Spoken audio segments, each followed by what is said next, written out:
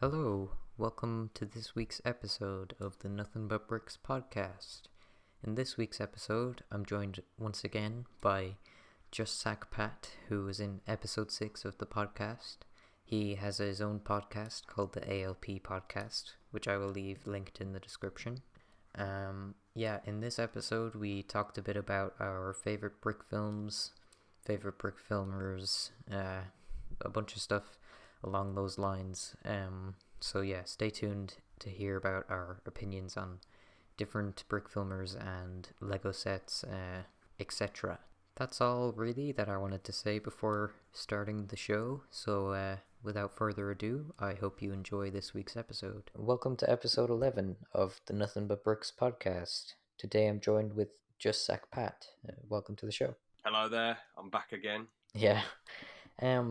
So to start off, we could talk about, I guess, what you've been up to since we last spoke on the podcast. Yeah, so not a lot really. I mean, brick filming wise, because I said last time that I'd just wait till I have. Well, I do have enough money to get half decent stuff that I need, but like, I was just gonna wait for ages. I was thinking I'm just gonna wait till I get a job. Then as soon as I get a job, I'll buy some more stuff that I need.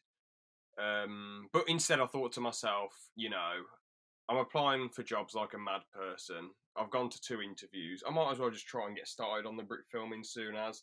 So I'm trying to buy some of the things I need. Like I need to get some lamps. I'm going to try and buy them soon. A cheeky background, like I don't know, just print off a background or whatever, or however the other brick filmers do it. I might ask them. A tripod for the iPad, my sister's iPad that I'll use to film a few brick films, and maybe some different colour base plates for different environments. But so I'm going to try and get started on it soon, to be honest, and buy the things that I need to buy and get some items off of Bricklink. I've got the stories set up that I need to do. Sets are really important, and when I used to do brick films years ago, the sets were a load of crap that I built, but there's barely anything on there, so I do want to make a half decent, believable set this time. And so I'm going to try and get started on it soon, because the jobs at the moment, it's just, I've applied for so much, and obviously with this COVID thing and all that, it's just way harder to get a job. But like at the end of the day, I'm thinking to myself, I might as well just try and get started now. And I'm still applying for jobs like a mad person, and I keep applying. But yeah, so that's the progress I've made. Right. For myself anyway, for backgrounds, I'd use a green screen, in the background, and then just find some kind of image off Google Images and then put it in the background instead of the green screen. Fair enough. I'll try and get one of them then. I'll try and get a green screen. You can also, if the set is small enough, like print off a green piece of paper and then like sellotape it to the wall or something. Yeah. I mean, the first few brick films I've come up with, because I've had these ideas for ages, they're just going to be inside a building. One of them's going to be inside this house. Another one's going to be inside like this business building. And then the one after that, I'm going to have it like inside a bar where this comedian's talking. Yeah, that's it really. I might do one in the classroom as well. So I won't need any like outside background yet, but it's just preparing. Yeah, cool. So what kind of genres are you writing the brick films in? Oh, it's just all comedic because I'm nowhere near skilled enough yet to like make a very, very serious one. With serious brick films, it's like the lighting, the figures you use. I'll have to buy some serious looking figures, the sets. But yeah, definitely the lighting's definitely important. Finding good music isn't too hard. It depends. It depends if you, because that can really affect things. It depends if you want like a serious film, well, a serious brick film because if you've got like copyrighted music, I mean, as long as it falls under fair use, your video will probably get demonetized, but it will give it a better effect. But I suppose you can try and find some free music or pay someone to make music for you. I don't know. It just depends really. But at the moment, I'm keeping it the comedic genre. Cool. Yeah. I definitely get that it can be difficult to try the more serious brick films. Yeah, it definitely takes a lot of like professional skill to pull it off. Yeah, 100%, man. It's just so difficult because I mean, it is by choice that you're animating with Lego, and I enjoy that because you can build the sets yourself and you have a lot more control over it. And obviously, the studs help the Lego stay there. But at the same time, it is hard to make Lego serious. I think I might have said on the last one, Lego's good for like an action scene or a comedy, but it isn't really good for something like with serious dialogue. But I mean, it is possible to make serious brick films. You just have to be really intelligent with the way you write the brick film, your voice actors, the lighting, and all that stuff. Yeah, definitely. Yeah. So I noticed that you did some. Well, we talked about it through Discord already a bit, but I noticed you did a voice for Ed Bound's video, and in the last podcast that we did together, you were saying how you really enjoy watching all his videos, and like he's helped you get back into it. So, what was it like seeing yourself in his video after coming on and talking about how much you love his stuff? Yeah. I mean, I've messaged Ed Bound quite a bit on Discord, and he's come on my podcast, and I've had some good laughs with him and some, good talks with him just about general stuff, not just about brick filming. And he's a solid geezer, so it is. And I'm not trying to put myself down or anything, but I'm not trying to like sound crap, but I'd sound probably a solid voice actor. I wouldn't say like I'm high level, but I wouldn't sound crap. But it's good of him to actually give me a chance and let me, voice act in his video. Really, um, very good of him, really, because he could have bloody hell, he could probably get like a professional voice actor if he wanted with his like notoriety with how good he is at animation. But he let me voice act on it, which was good of him. And yeah, it was fun playing that cop, and it was fun how that brick film was more. It was sort of there was a little bit of parody and jokingness, but it was more on the serious side with obviously the noir setting with the black and white and the the buildings that he used and Spider Man being looking like the darker Spider Man, not the red and blue, the like black Spider Man suit, and he has a noir hat, so like a cowboy hat thing, so it looks a lot more serious. And obviously people are dying in this brick film. People don't usually die in Edbound brick films, so it is a lot more serious, and that it's just cool to be a part of it. Really, I'm just really thankful that he let me be a part of it. It was good fun, and I mean, at first I thought, will I be like psyched out that 31,000 people, or probably more in the future, because at the moment it says 31,000 views, have actually heard my voice on a video. But then I thought to myself, oh yeah, I've never told many people this, but this YouTuber who was analysing KSI versus Logan Paul, their first match, he used a clip from this video that I did for one of my friends' channels, which was crazy. So I've been in a video with like over 1 million views, which is madness. No one knew it was me, but still, it's pretty crazy. So I thought to myself, I'm not going to be too psyched out by it because and I wasn't really when I watched it. I thought, oh, it's cool in it, cool beans. So yeah, I was just really happy to be in it. It was just decent fun, but I do have, even though I said I'm a solid voice actor, I do have to improve. I have to keep working to try and improve and just keep practicing and practicing and practicing. I have voiced in a couple of things before, like the Jummy. Have you seen the Jummy film? I've voiced in a couple of his things. Have you seen him? He's like, he does like, he did that Siren Head video. Um, ah, he's a decent brick filmer though. Trust me, he's really decent, man. His videos are decent, but I've voiced in a couple of his things, and obviously other people's stuff I've voiced in. They're decent brick filmers, but they ain't like as big as those guys.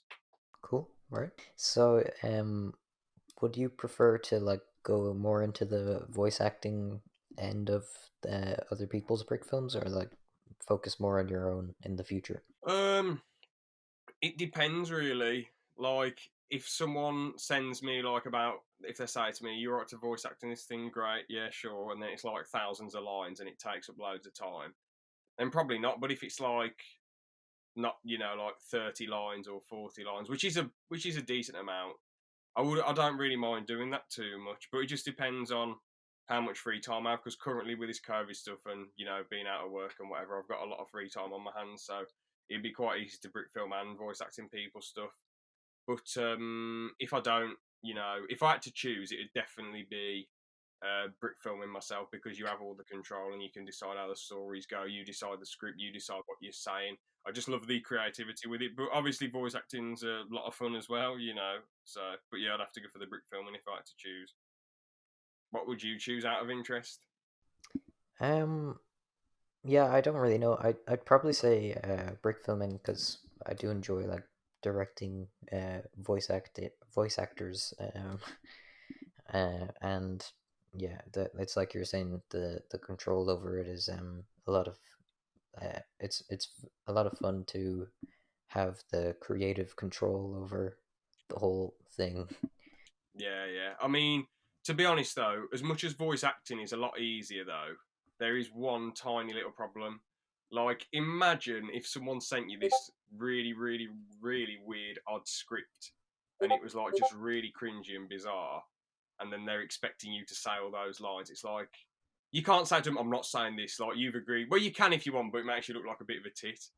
But like you know, imagine just being given a ton of cringy lines, and I suppose it's the writer to blame. But like, if people hear your voice and see you in the credits, they might say, "Oh, why did you say all this cringy crap?" You know, and you might not really enjoy it. And like, what if the video comes out being a load of crap and you've been a part of that? But I suppose it's not. It's not up to you, is it? It's like if a video comes out amazing and really good, it's like you know, you're obviously not responsible for it being good, even if you voice acted the whole thing. It's the brick filmer themselves who's done all the work and busted their ass in making it good. But it's all, and I'm not saying I've been given loads of cringy lines. Thankfully, that hasn't happened to me yet. But it's possible. It can happen to anyone, you know.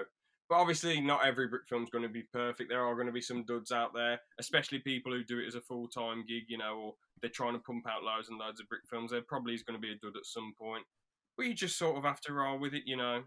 Yeah, definitely. I myself have been offered some weird parts from a voice acting Discord where like it wouldn't just be Lego projects; it would be like random animation projects for whatever. But yeah, I totally get what you're saying about the fear of being sent some weird lines to say by random people. Yeah, because the thing is, if you're trying to be a voice actor, you have to start off somewhere, don't you? You can't just like, unless you're lucky like myself and you all right at networking and you have a laugh with people and they're like, "Oh, do you want to voice act in this thing?" Yeah, sure. But like a lot of the time, it's like you have to voice act in a load of people's stuff, and to stand out, you really have to be a good voice actor, you know. So, but yeah, going into voice acting Discord servers can help a lot. What sort of weird stuff was you given then, or is it too personal to say?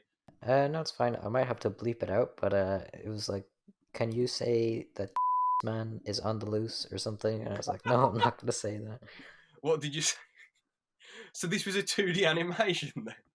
I have no idea. They didn't tell me, but they were like, can you say these lines? And it was like a bunch of and stuff words involved. So I was like, no, I'm not gonna say Was it funny or was it just was the story any good? Like, was it funny or was it just like stupidness like that? it. It was kind of like it was written by. It sounded like it was written by 12-year-old or younger. So yeah, it was kind of like, No, or it could be some.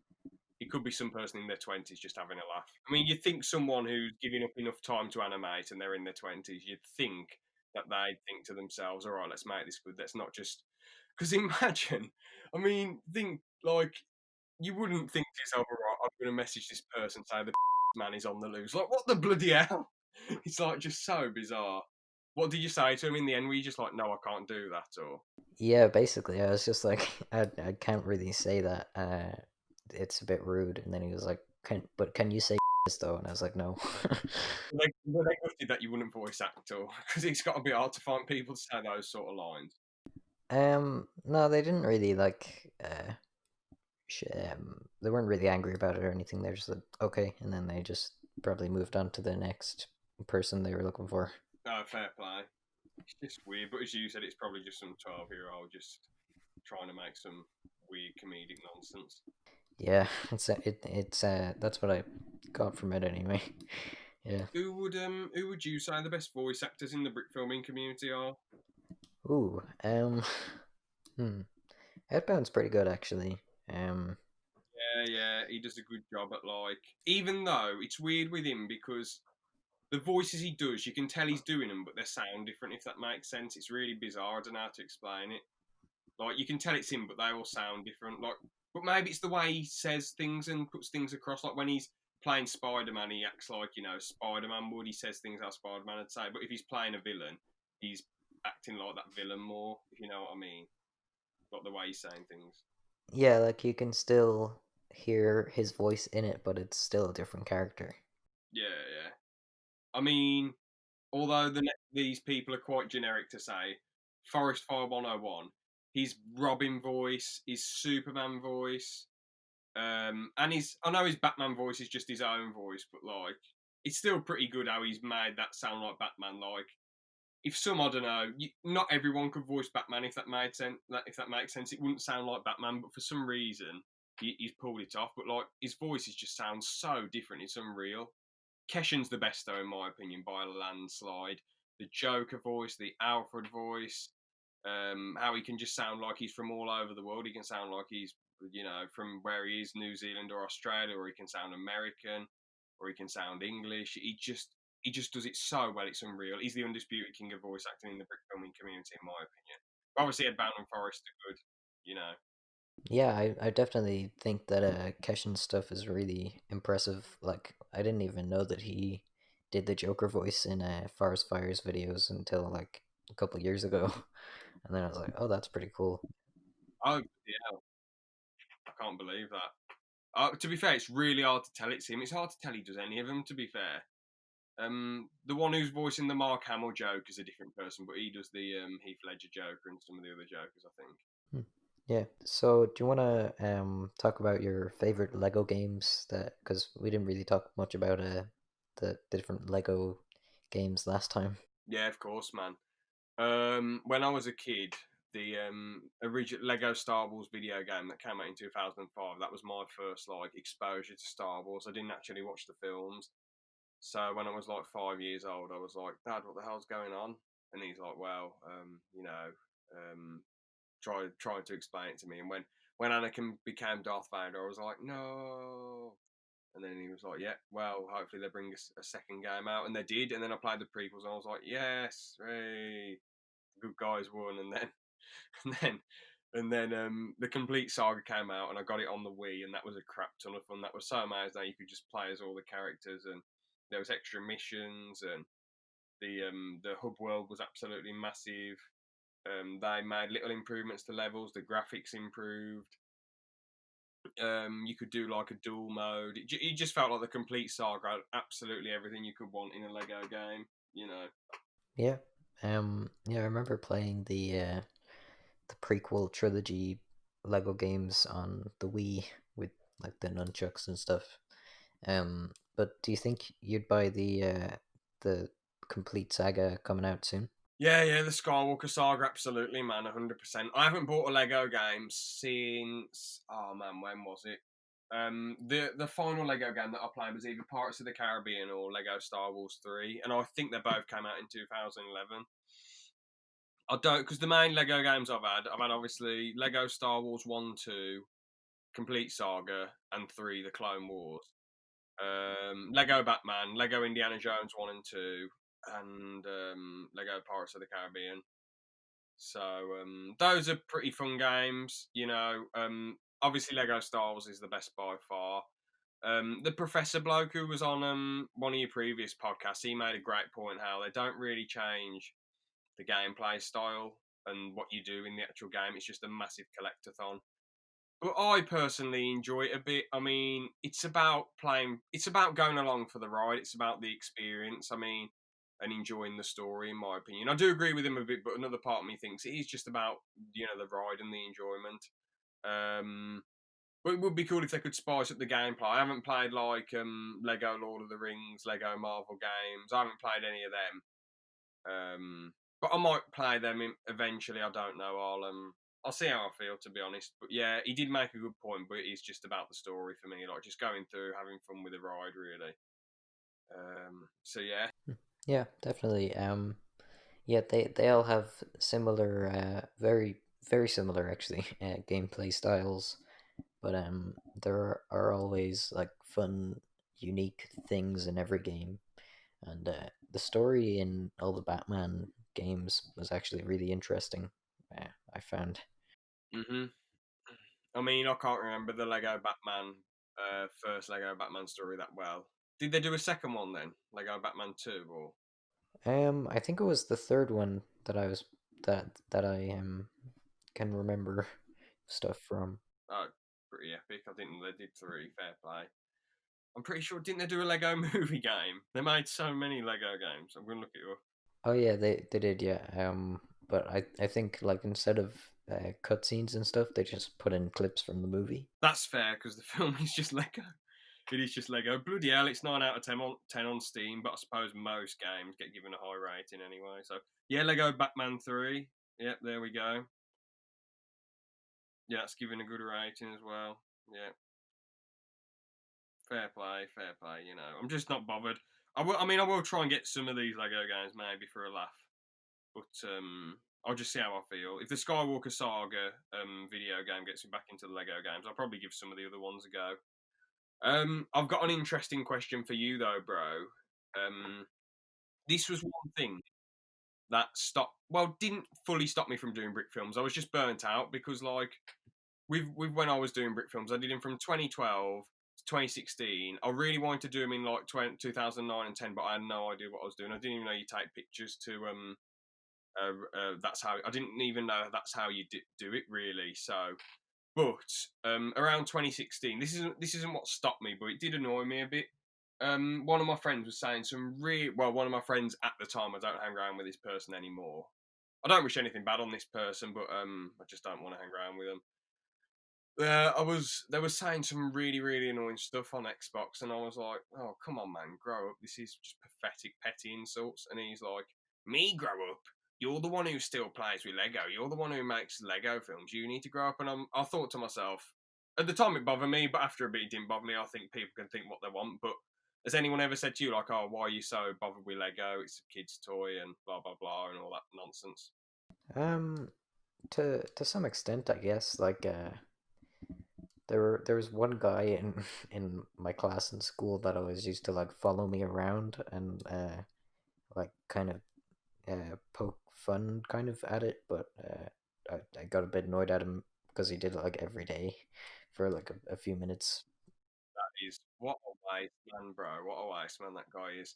People who do that are just insecure. Like I know this one geezer. I'm not obviously I don't mention names, but he collects My Little Pony, and me and my other mates were a little bit confused. But like, if that's what he only has like 2 toys, and if that's what makes him happy, if it helps him relax and whatever, then because I said to him like, "What do you play with them?" And I just questioned him about it, and he was like, "No, I just leave them there. They're sort of like collectibles." And I said, "Oh, okay."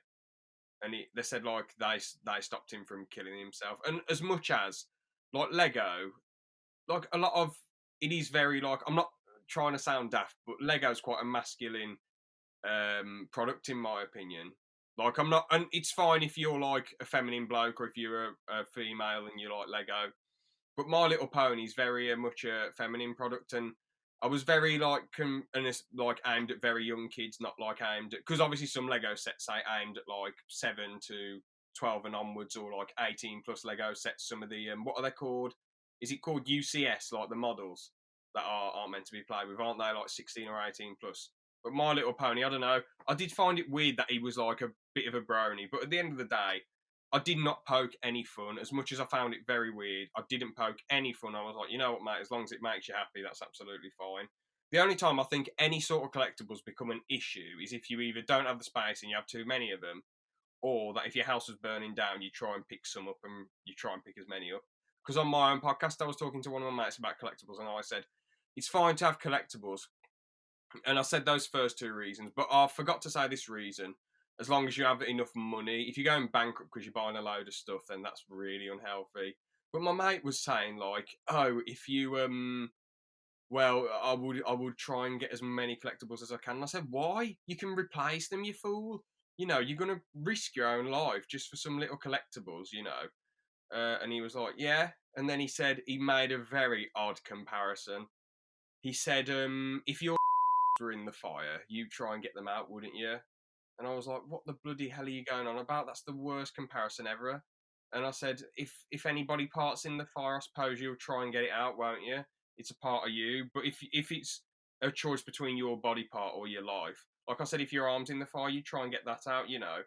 Like if it's a choice between your body part or your life, you're gonna pick your life. Like, and collectibles are nothing compared to your bloody body parts. Your body parts, you need them to live. Collectibles, you can replace them. It's just so ridiculous. It's so weird, you know. Yeah, I totally get what you're saying about like just letting people, as long as they're not hurting anyone anyway, just let people do what they want to do. Yeah, but after that one person, I've never really dealt with like anyone teasing me about it or anything. Yeah. But yeah, I definitely get what you're saying about collectibles as well. Like, you don't want to spend the money that you don't have on things. Yeah, yeah. I mean, he told me when he first started working that he spent a ridiculous amount of money on collectibles. And I said, why? And he said, well, it's the first time I had a load of money in my pocket. I just felt, you know what, you only live once, let's go for it. And I was like, fair enough, man, but like, don't do it again, bro. It's not worth it at all. Yeah. Um. Yeah. I totally get like. Yeah. Totally get what you're saying. Um. But one thing that we were talking about on Discord as well is that we could talk about some of our favorite brick films overall. Oh, yeah. So yeah. Yeah. So I was wondering, what are some of your favorites? I mean, I'll talk about certain eras of what I like. Stuff that's very ahead of its time. I really love the Lego Clone Training Centre when that came out. I absolutely love that one to bits, man. That was like one of the coolest brick films I'd ever seen. It was so smooth for the day. Obviously, I know there was people like Zach MG, who's Mind Game Studios now, and Sean Willits and Keshan was making half decent stuff back in like 2009. But I just felt like Fancy Pants was just ahead of the curve, really, with like the sort of stuff he was doing, and just how smooth it was. So yeah, Lego Clone Training Centre will be up there. I love some of the. Have you ever seen Base 327? No, I haven't. Oh, okay.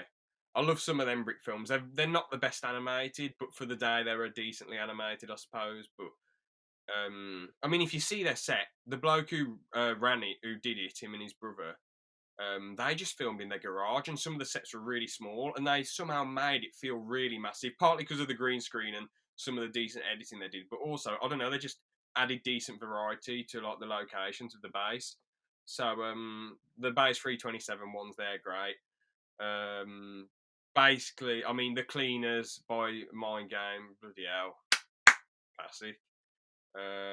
Forest Fire, basically everything since like the Harry Potter one, since the Lego Harry Potter, the two Harry Potter videos. It's just he stepped his game up. I mean, there are some I'm not a fan of, like the. I'm not really that bothered about the trailer recreations personally. They are well done because it feels like they could actually be a film. If that makes sense, that they do look like, oh, someone could animate this in Lego and make it into a film, but I know they're not original trailers; they're trailers from somewhere else. But like, if they could recreate the whole film inside, because Forrest does so well at like matching the cinematography and the editing of the trailers. But it's just not my cup of tea. I prefer original stories. But everything apart from that, I mean, the Captain America videos, the Hobbit videos are insane. The first person effect blew me away, but I found out I can't remember exactly. It's called the way they did the first person effect. I think it's called Speed Cam or something, or I'm trying to think. Quick Cam, that's it. Quick Cam Pro 9000. That's how they did it, and that's how they were able to animate the arms. I thought they just had to be really precise and put the arms on little Lego things and like move them around in front of the camera. But no, it's the Quick Cam 9000. So fair play to them. I'm trying to think what other brick films. That Mace Windu one was really good. That I think I mentioned it last time. That Mace Windu Returns or whatever it's called. That's quite a phenomenal one because it's serious and good. Um, hmm. Forrest's latest Batman film, Lego brick film, because of how much that was. Not the Ra's al Ghul one, the one before Batman Rises. That was really well made. Just with the amount of things that were going on in the background and the set pieces. And you know what? I'll throw love the 501st Legion stuff when I was a kid. Loved Lego Star Wars: The Lost Tower when I was a kid. Loved Bob Studios videos when I was a kid. Uh, Twicker Brick stuff. James Carwood stuff. Um, Panzer Hat. Some of his brick films are great. There's that one. Where's My Dog Pico? That's one of the coolest things I've ever seen.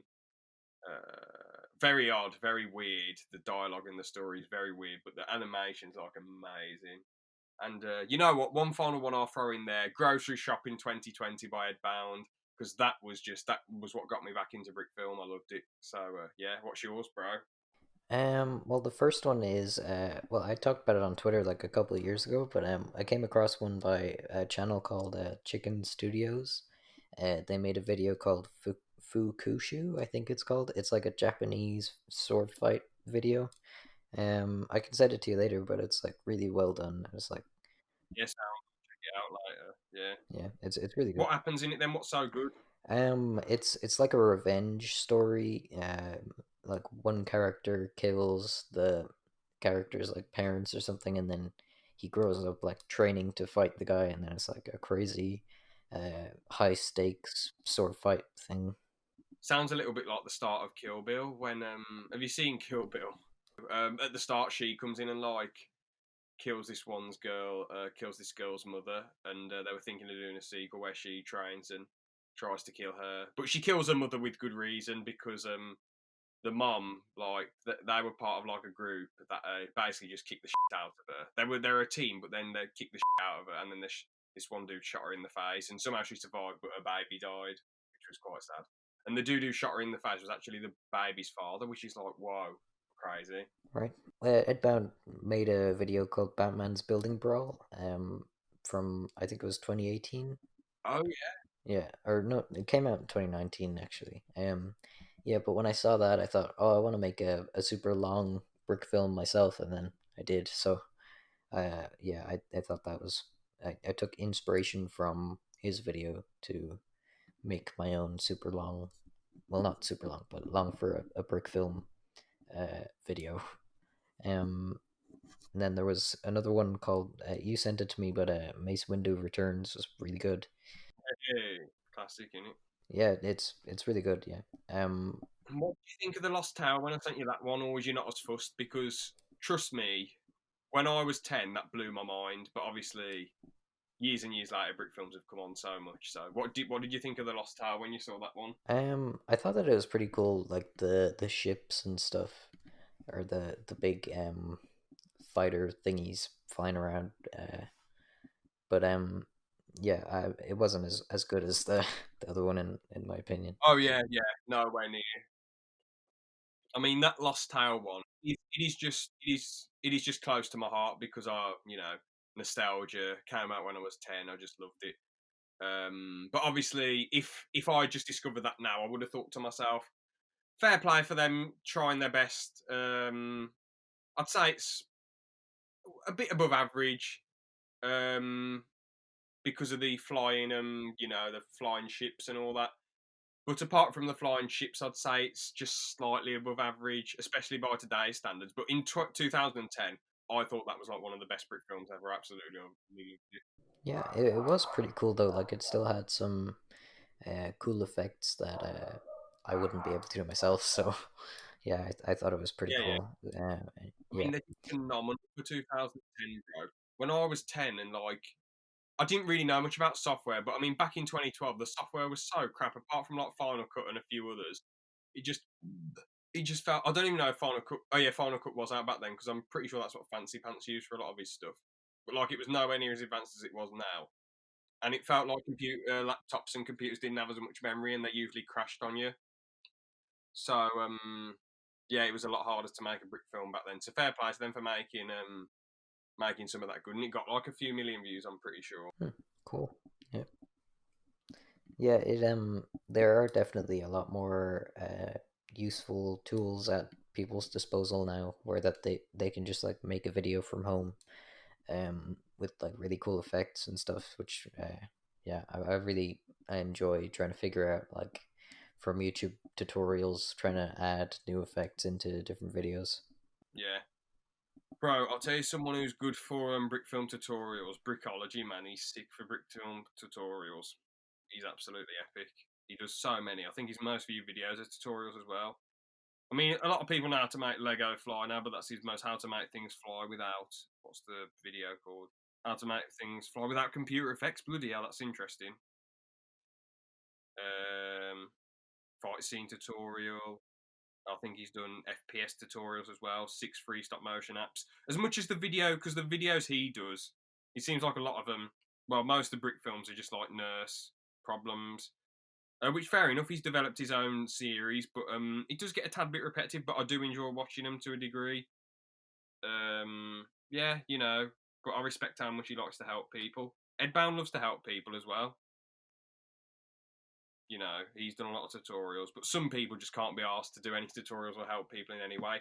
On Beat Man, he does the tutorials as well. He's epic, man. He's such a legend as well. But like Forrest and Keshin, as much as they're legendary, they don't really give anyone any tips or anything, which is their choice in it, you know. Yeah, definitely. Yeah, I actually was hoping we could talk about On Beat Man a bit as well because I only came across him because you sent me that video a little while ago. And I was like really impressed by all this stuff because like he puts a lot of time into the visual effects and the mouth animations and stuff. Hmm. Yeah, yeah. I mean, the mouth animations are absolutely epic. And every single video he does a tutorial for, and I just think, man, this guy's such a saint. He loves helping people out so much. His videos just deserve so many more views. I mean, what was that? Lego, the ultimate Lego bank robbery that only has 2,900 views. I think that is an absolute utter travesty. I think, I mean, that's one of the coolest videos I've ever seen. I mean, if you look at all the movements and the mouth animations and the character design and the sets are amazing, and like how he computer animated all the like Lego city sets, it's like phenomenal. It looks so real, you know how he does it, and it's like, man, it's just absolutely epic. What can I say? And in his Darth Vaderverse and on his videos, he sometimes does them on you know, he doesn't have studs. He does flat plates, and he loves them. You know, putting effort into it. Like obviously, some parts of the video have studs, but some of them it's like a flat floor. So you really have to respect the effort he puts into them. You know. Yeah, definitely. Their super high production values. What I was trying to think. I was trying to think of how to put it earlier, but yeah, that's the best way I can phrase it. But yeah, I do really appreciate the amount of effort he must put into all his sets and how much time he'd spend in post production, which isn't really the like I wouldn't usually spend as much time as I'm sure he does in post production with all the different effects and things. So I think it's really cool that he's putting as much effort into the animation as he is into the editing. Yeah, yeah. It's just an absolutely utter insane work rate. He deserves to be making a living off of this, but I suppose a lot of this stuff is just passion projects. He's not doing stuff like, I'm not saying brick filmers do this too much, but you know, some of the titles that they put up, it's like they really want views, and I'm not saying that's a bad thing because some of them are really good quality, you know. But obviously, it's just all. I just love how some of them he creates in his own universe, but a lot of it is Star Wars. But it still feels like he's more passionate about it rather than just putting titles that'll definitely get views, you know. Yeah, he also puts a lot of thought into the writing as well, which I think is really cool because it's like how we were talking about before, how the story is really important in brick films. Yeah, yeah, definitely, man. I was going to ask you though, what do you think when brick filmers like just they make a load of random videos? Well, not random, but like say if they make really class videos and then they just pack up and leave one day and never come back to YouTube. What do you think of that? Um, I think it's kind of like an end of an era thing if I've been watching them for a while, but also if like if they're going to move on to like some other type of animation, or like a they just have to stop making them for whatever reason. That's, it's fine by me, but yeah, it's definitely sad to see people leave the, the brick filming community. Yeah, yeah. I mean, there are some people who move on to like they make they like Jonathan Aubrey. He does like drama videos now, and I have tried watching some of them, but it's just not my cup of tea.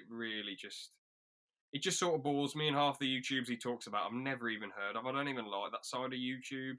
But obviously, his content isn't appealed to me. It's appealed to people who love a bit of cheeky YouTube drama and gossip. So fair enough.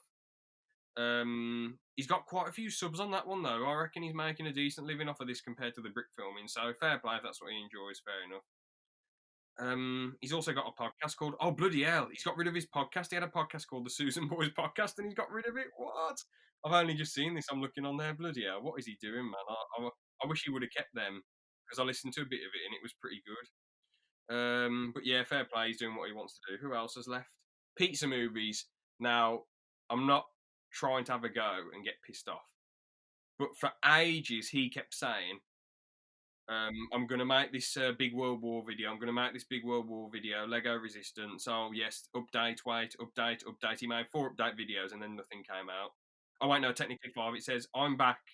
Filming done. Please watch.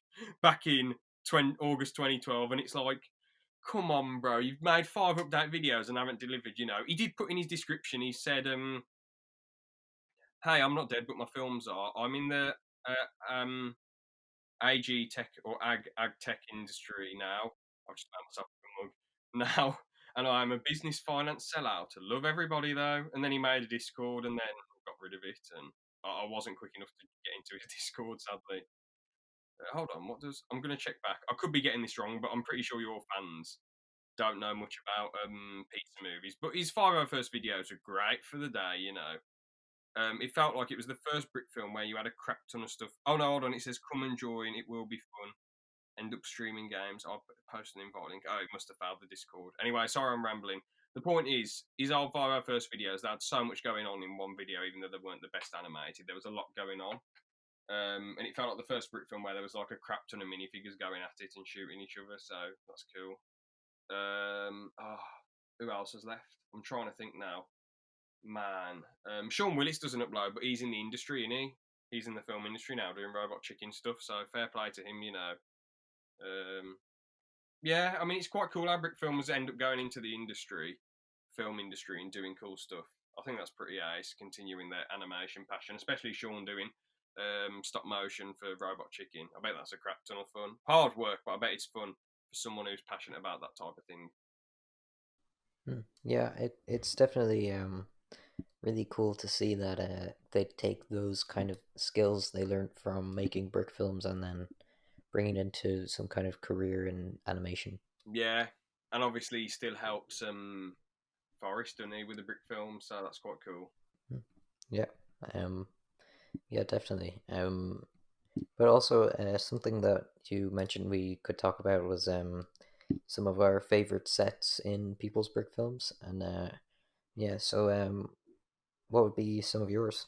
Well, I mean, it's very generic of me to say, but Forrest sets on the Lego Batman brick films, the latest one.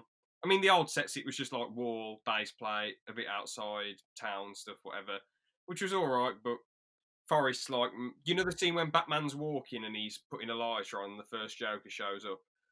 All the buildings in that shot are just like phenomenal. So that has to be probably one of my favorite sets. Keshin's videos always have amazing sets. Ed Bounds are really, really good sets because he mentioned this in his set design video how like he always has his characters near the camera and he always has a big background because it gives off the illusion that the location's very big. So his sets are always class. If I had to pick a specific one, um, ah, I mean, The samurai fight was quite cool with all the stuff that was going on in there. And the noir was quite cool. I know they're his most recent videos. Um, what was that one? Spider-Man when he fought Dracula, that was cool. He made that one feel quite big. Barack Obama fighting Thanos. That wasn't massive, but it still felt fairly big when Barack Obama and Thanos were throwing down.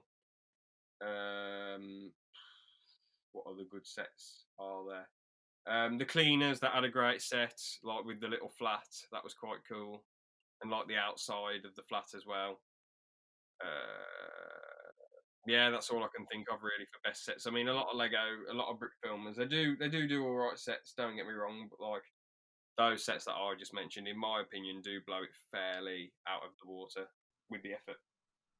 Yeah, yeah, I totally agree. Like, yeah, Earthbound's really improved on figuring out different camera angles and things to make the sets look better, and just making the sets look better in general. I think he's really doing, yeah, like the most recent video he put out is a really great set as well. Like for the kind of setting that it's in as well, it really suits it. I think anyway. So yeah, but also the Fukushu video I was talking about, the Japanese kind of sword fight video, had a really cool set. It was like a dojo place, and then there was like a garden behind it made out of clay and stuff. So yeah, I thought that was a pretty cool set. Yeah, I'll as I say, if you send that to me, I'll give it a watch and see what I think. I'm imagining it'll be quite a good one. It sounds quite cool. Um, but yeah, with Ed Bound's old vids though, like the sets felt a lot smaller. To be honest, like when Spider-Man's fighting the Avengers in the toilets. I know it's set in a toilet, but like, well, I can't. I'm pretty sure some of it was set in a toilet. I can't fully remember. But obviously he adapted it and made the sets way bigger, and it just seemed really epic, to be honest. But with set design is so hard to pull off because otherwise everyone would have sets like Forest Fire 101 and have some of the best set pieces ever. You know. Yeah, yeah, it is like as well like a big part of brick filling that I never really noticed until like um just like a few weeks ago, that it is like a very important part of it. Because like in some of the shorter videos I did, I kind of had some pretty lazy looking sets for like Yeah, yeah, yeah. As I said to you before, like the Ninja Samurai, the animation was half decent, but obviously the set was really like very like plain. I really love that shot though. I'm guessing you took off that one samurai's arm and you grabbed the sword, and it looked so cool. That shot did, to be honest. Oh yeah, that yeah, I was really happy with how that one turned out. Do you mean like when the red guy pulls out the sword? Yeah. The second sword because he loses the one sword. Yeah, I actually like had it from a really wide shot kind of angle, but you could see his arm was like sticking out, so I had to zoom in the post production stuff. But yeah, that was one of my favorite shots from it. Yeah, that shot was pretty kick ass. Nice. Um, but yeah, you showed me a bit of that Batman set, and as I said to you, that set's like a massive improvement in my opinion. Like just total improvement. That set was pretty cool. Not like amazing. I'm not saying it's like groundbreaking, but it was a massive improvement from the first one. Thanks. Yeah, that was my brother made that for me because like I've Yeah, said many times, he's a lot better at it than I am. Yeah, so yeah, yeah, so it's like set at a dock kind of area. So I was thinking like, it would be cool to have some kind of like scaffolding uh, thing for them to like take out the enemies on, and then he just built it. So it turned out really good, really good. awesome, man. I was going to ask you though, what do you think of the some of the latest Lego Star Wars sets? Have any Lego City sets came out, or like new Lego City sets as well? Um, I'm not sure actually. But I did find out on Instagram that they are gonna get rid of the current Death Star Lego set and like remaster it or something and then re-release it. Oh, nice. I'm wondering how they'll pull that off. To be honest, that'll be cool. They pushed the boundaries quite a lot with the last one. Like, I don't mean like censorship boundaries, but I mean like making it how grand they can make it. So that's cool. But man, I was so happy when I'm gonna try and get some for our first Lego sets. Probably gonna get 3 of them and then 2 of the tanks. The tanks with the 323 trooper in an Ahsoka. The one the one 501st set I'm going to keep for myself, and the other two 501st sets I'm going to sell in like 10 years, and I'm going to sell the two ATTs or AATs, whatever they're called, in 10 years as well. Mainly because I mean the 501st set I've always wanted, but something like that I really really wanted. Just wanted them troopers. They just look really cool. But the two sets to sell myself, I mean, yeah, I do want to make money in the future. I don't want to sell stuff that I want for brick films, but I've got enough Lego for brick films. But, a lot of Lego I do want to sell. What are you? Do you buy and sell Lego much or? Well, I have a lot of like sets that I'd stick a lot to, like to the instructions, and then keep. I have all the like built sets in a box, but I haven't sold any of them because I think they're like if I ever need a like motorbike or a police car or something, then I know where they are. But my brother likes to build the sets and then leave them built for a little while and then like take them apart for different pieces that he'd need and build them into something else. That's fair. Do you think you'll ever buy and sell, like buy a set and just keep it away for like years and then sell it, or are you not about that life? Um, well, right now I wouldn't really be thinking about that, but I that might not be a bad thing to think about when like in a few years' time if I don't really want to keep all the like built sets. Mm. Bro, I'd highly recommend it, man. I'd highly recommend keeping some in the box though. Because unless like if it's something you really want and like you really want to open it and build it or have it for a brick film, then fair enough. But like if you buy some that you're not too fussed about and just keep them for years and years, Lego always goes up in value by loads, and there's collectors out there who are definitely going to buy it. Like if you have some figure, some action figure from like the 90s, I mean, maybe someone will buy it. It might go up a bit in value, but Lego. I mean, the old MTT from like 2007 with like 20 odd battle droids or 18 battle droids. I can't remember. That's worth like 300 quid now, fully boxed. And it's like, they go up so much in value. The only Lego set that I think hasn't gone up that much in value is the Lego Star Wars calendar set. Apart from that, most Lego sets go up in mad value. Oh, cool. Yeah. Um. Hmm, right. I'll definitely have to like just collect some to keep them in the boxes unbuilt in the future. Yeah, yeah. I'd highly recommend doing that with like Lego Star Wars battle packs because mainly because they don't cost that much. So even if they somehow don't sell, or say if I know I mentioned houses burning down early, but say if your house did burn down, you're not losing out on too much of an investment. Like all you did was spend 20 odd quid on a couple battle packs or 3 battle packs. It's all good in the neighbourhood. But if you buy something that's like worth 200 quid now and you want to sell it for a grand in the future, it's really hard to sell that, even if there's some mad collector who wants it. There's probably people out there selling like ones that have been opened up and built, and I mean, come on, would you rather like buy one that's worth 150 quid that's fully built and they're going to put back in a box or send all the pieces and minifigures to you, or would you rather buy one that's like fully boxed that's like 700 quid? You'd obviously go for the one that's been unboxed because it's way better value for money. Um, but I suppose there would be someone out there who wants an unboxed one. But if you say if like there's a battle pack now that's worth like I don't know. I mean, most battle packs are like aren't they like 10 quid? But like obviously, new battle pack like the fire first one because you get a speeder and a walker with it. It's worth like 20 odd quid. You buy 3 of them or 4 of them, that's 75 or 100 quid. In the future, you're probably going to double or triple your money depending on how long you wait. And people are definitely going to buy them because they're very well, they're very cool looking. And I know that's very vague and undetailed and descriptive, but like they look cool. and they don't cost too much. Like, if that's worth 100 quid, you think, you know what? Or say that's worth like 50 quid in the future. You think, very rare, looks cool, doesn't take up too much space. Might as well buy it. But obviously, with something like the old Cloud City set or any of that jazz, unless you've got the space or you're a mad collector, um, very unlikely people will buy it. Hmm.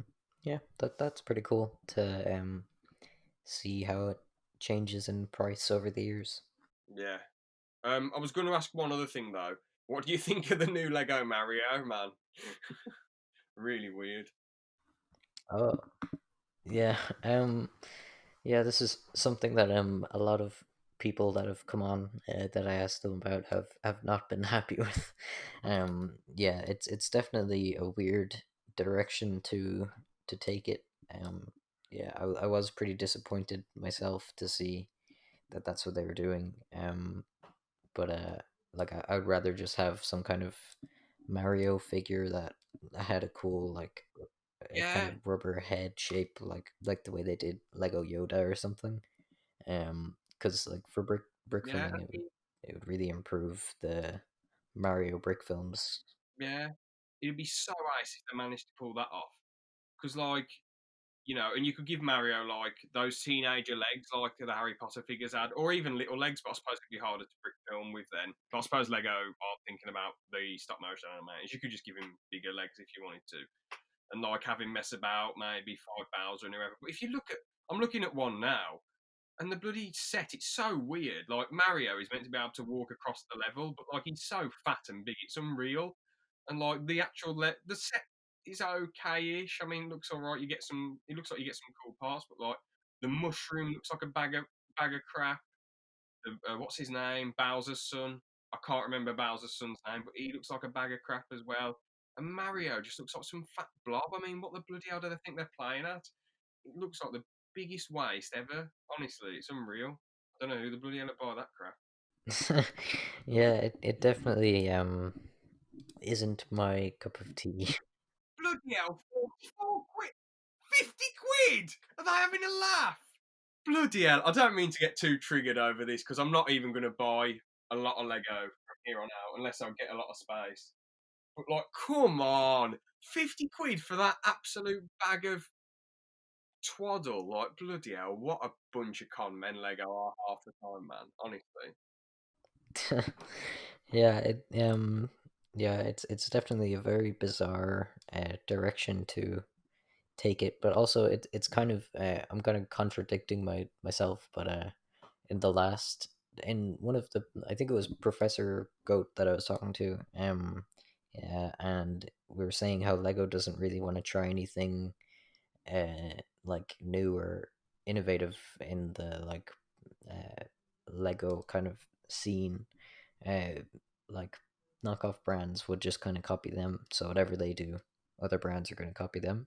So the fact that we're saying how the fact that they didn't really try anything new lately is kind of disappointing, and they're just sticking to like Lego Marvel or DC. But then when they do try things like that are different, it's Lego Mario. So yeah, I'm not sure anymore if that's a good idea. The way I the way I see it, the way I see it with that is that they made the Lego Minecraft sets, and they are beautiful. They are phenomenal sets. You get proper figures, you get Minecraft weapons, you get proper Minecraft environments and sets. And I mean, I swear, I can't remember the bloke's name, Titan something. I'm gonna look it up quickly. Lego Minecraft. It's not Titan Human, but it might be Lego Minecraft. Here we go. Titan Pictures, that's it. But I swear there is one called Titan Humor as well. And he's made a crap ton of Lego Minecraft videos. I mean, I like some of them. Don't get me wrong. Some of them aren't my cup of tea. They're a little bit boring for me. But they get a lot of views, so a lot of people must like them. And they are fairly well animated. Yeah, you have so much with Lego Minecraft. I mean, and the figures look really good as well. As I say, they look like proper Lego, but obviously Minecraft head. And you get proper Minecraft environments, as I say. And they are somewhat expensive. I mean, I'm looking at one now and it's like 75 quid. But I don't know how long have they been out for now. The Lego Minecraft sets been out for a bit of time, haven't they? Yeah, I think it was like yeah, a good few years anyway. So they're obviously, and they've gone up in worth by loads.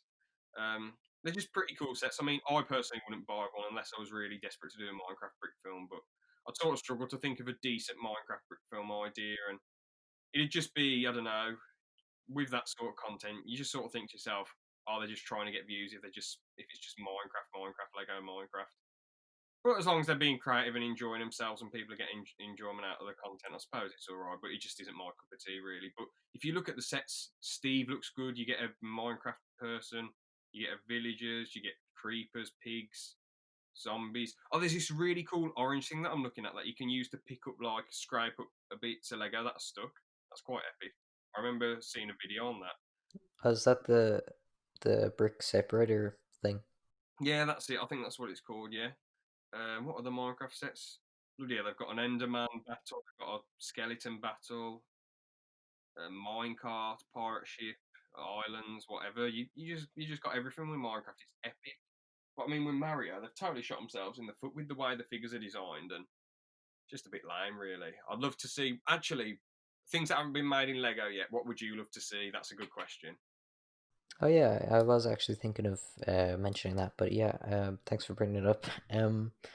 I'd say more Back to the Future Lego would be pretty cool because like they did the Lego Dimensions sets, and I was saying on when we were talking about Lego Dimensions before that that was like the only way to get it, but then I googled it and there was a Lego DeLorean that you could buy with the two like Doc Brown and Marty McFly, except it did look a bit it didn't look the best, like it didn't look very accurate to the actual DeLorean.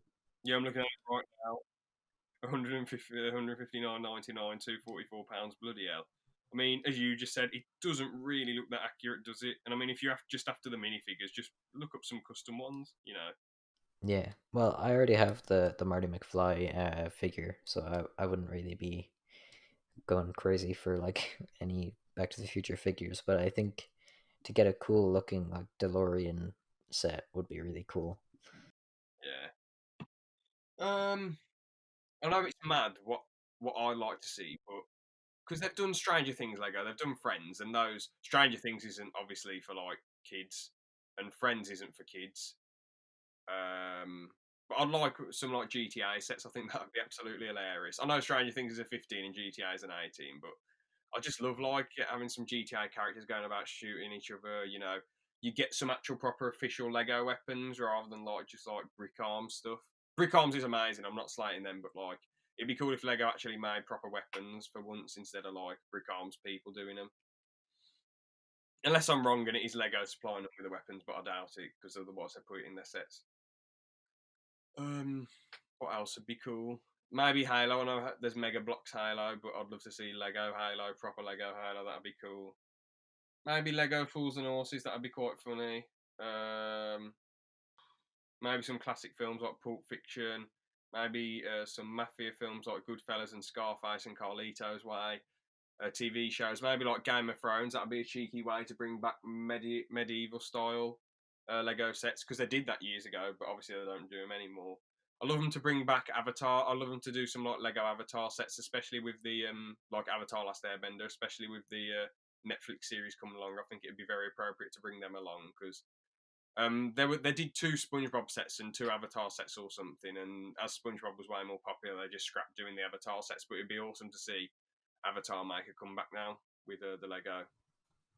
Hmm. Yeah, definitely. Yeah, the GTA thing would be a really cool concept because we never really get to see any like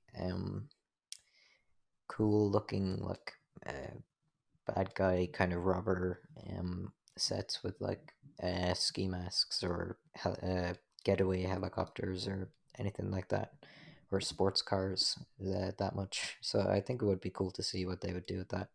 Yeah, 100%, man. It'd be absolutely epic. Are there any retired sets that you love to see come back, like a remake? I know they do some, but like some that probably aren't going to get remade. Um, I'm not really sure, to be honest. I think if they like brought back the well, I think if it wouldn't really be a retired set, but if they like made different sets from Lego Dimensions that are like smaller scale into larger scale sets for all kinds of different things like Scooby Doo or Ninjago type stuff or yeah, whatever kind of things they didn't really make a lot of sets out of, even though they made a lot of Ninjago sets, but things like Scooby Doo or something. I think it would have been cool to see like a massive sets for like things that you wouldn't really expect them to make into sets. Yeah, bro. I'll be honest with you though. I've never actually been that bothered with Lego Ninjago. I think I bought one little set, and I've got one big set that I'm selling, and it's just never appealed to me. Like the ninja stuff looks cool. Don't get me wrong, but I don't know. There's just something about it that it's just there's nothing that stands out to me for it. I don't know. Maybe because it's not like you've got Lego City obviously, and that stands out because it's traditional Lego City, whatever. Then you've got Star Wars. That's a big franchise. Marvel, they did Pirates of the Caribbean, Indiana Jones. They're all big franchises. But I think because sorry, not Marvel, because Ninjago is an original Lego creation, it feels like the appeal's not as much there. Because Lego City's like Lego, but like in real life, if that makes sense. But like Ninjago is just something Lego made up out of the blue.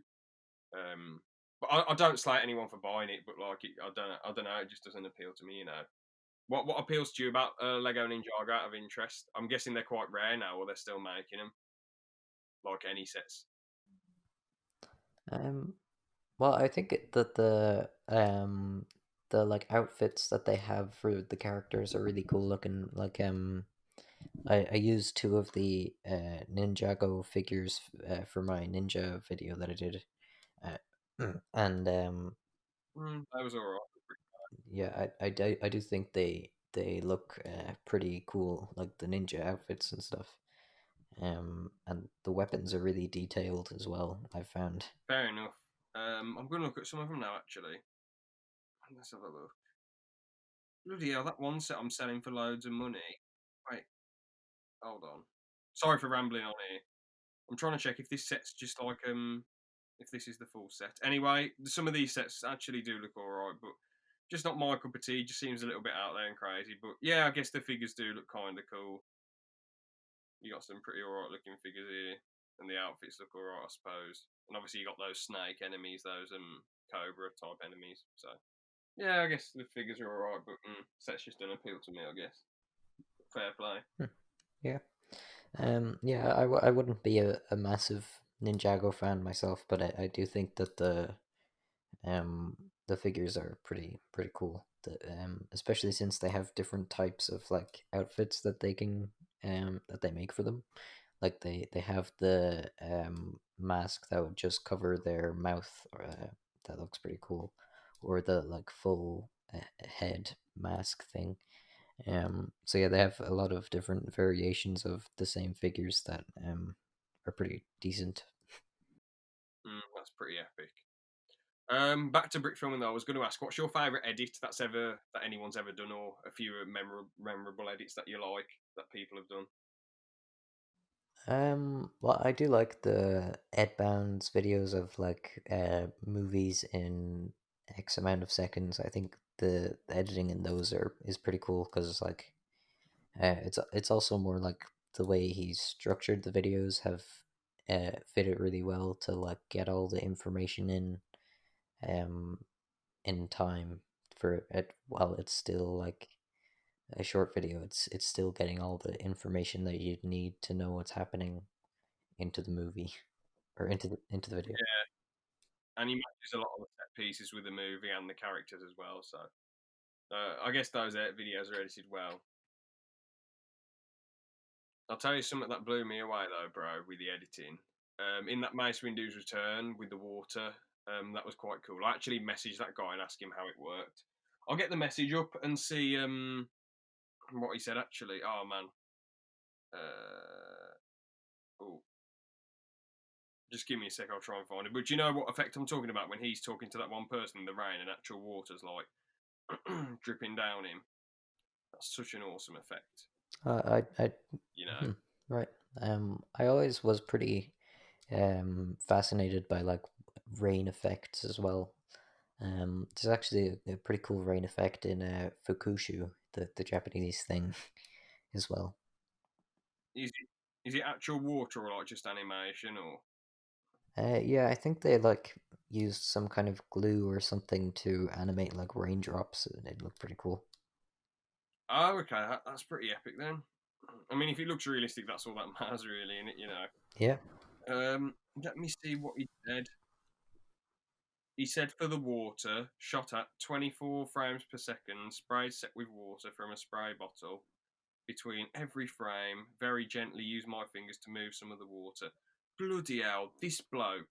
If he keeps doing what he's doing, man, he will go down. I reckon he'll be up there with Forrest and Keshan and Mind Game and Edbound and Brother of Workshop, and Fancy Pants and Twicker Brick and James Carwood and all them, because bloody hell, the effort. I forgot how he did it, man.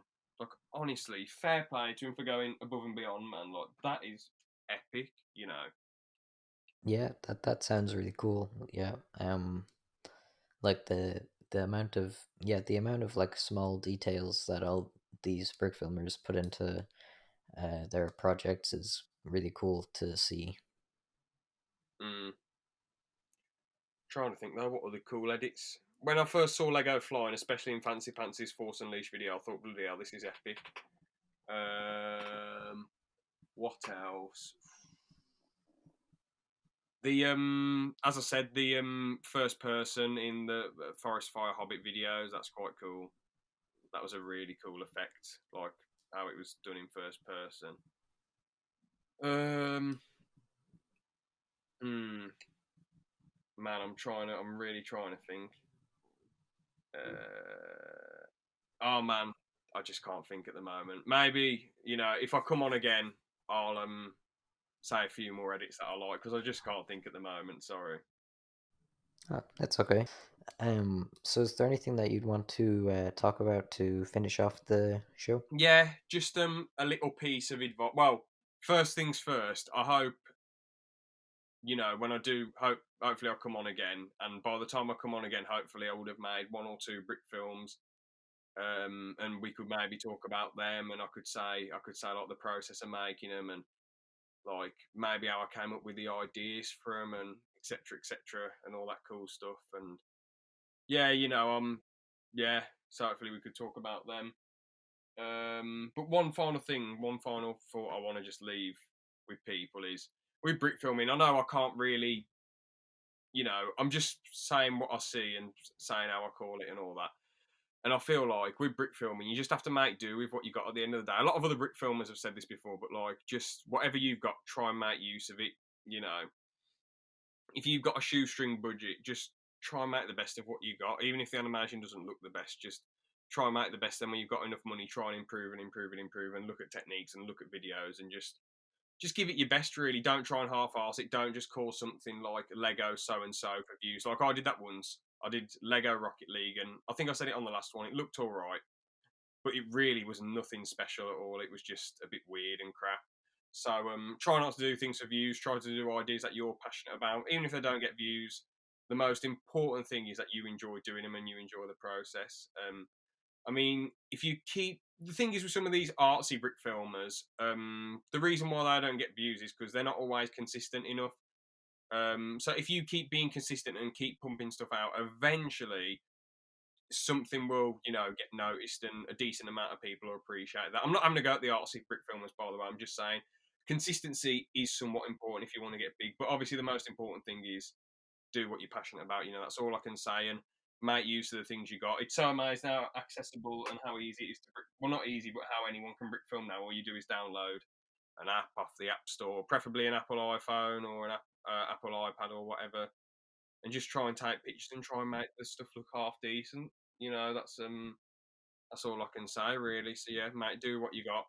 You know, um, make it look half decent and enjoy what you do with it. So yeah, that's all I've got to say really. That's my final message. So yeah, yeah. Yeah, that's a really good way to put it. Yeah, like definitely. Yeah, I've come to learn that uh, using what I have is more important, and it's more the story and the animation and the sets than it is the equipment. So yeah, that's a really a good note to end it on. But I'll leave your podcast in the description again so people can check it out, and your Twitter and stuff. But thanks for coming on the show. Happy to. It was a good laugh. Cheers. Thanks for listening to this week's episode of the Nothing But Bricks podcast. I'll leave a link to the ALP podcast, Just Sack Pat's podcast that he does, in the description, so definitely check it out. Subscribe if you're new, leave a like if you enjoyed, let me know what kind of guests you would like to see on the podcast next time. If you would like to be a guest, you're always welcome to DM me on Instagram or Twitter, or even leave a comment on this video to let me know that you want to be in one of the episodes, and we'll sort something out. So yeah, that's all from me for this week. Goodbye.